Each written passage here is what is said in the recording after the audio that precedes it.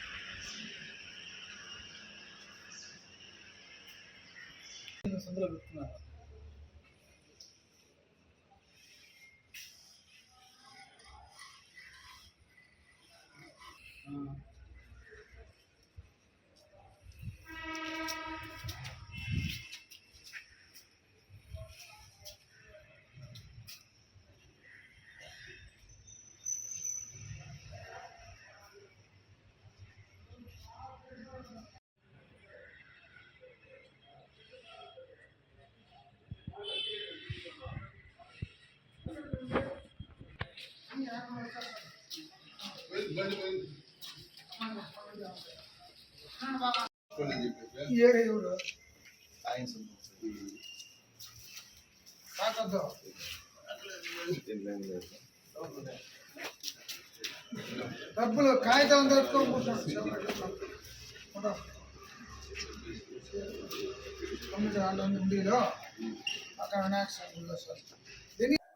ఇక్కడ బాలనగర్లో ఉండే వినాయక స్వామి దేవాలయంలో ఉదయం 6:30కు పూజారి గారు వచ్చి ఈ విధంగా గుళ్ళో దొంగతనం జరిగిందని చెప్పారు.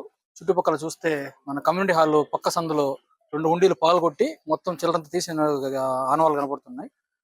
గుడి లోపల దీపాలు పెట్టిన దానిపైన అచ్చులు కనపడుతున్నాయి.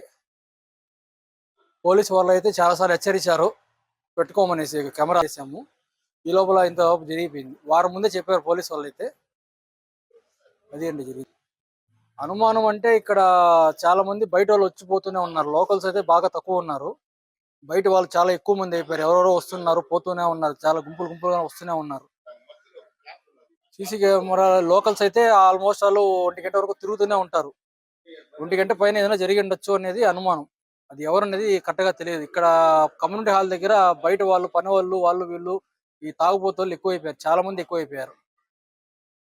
ఉదయం వస్తాం గుడికి, వచ్చి తలుపు తీసి చూస్తాం. లోపల వచ్చి అంత గుళ్ళు ఎంత తెరిచి చూసే కొద్దికి ఉండి కనపడలేదు మాకు.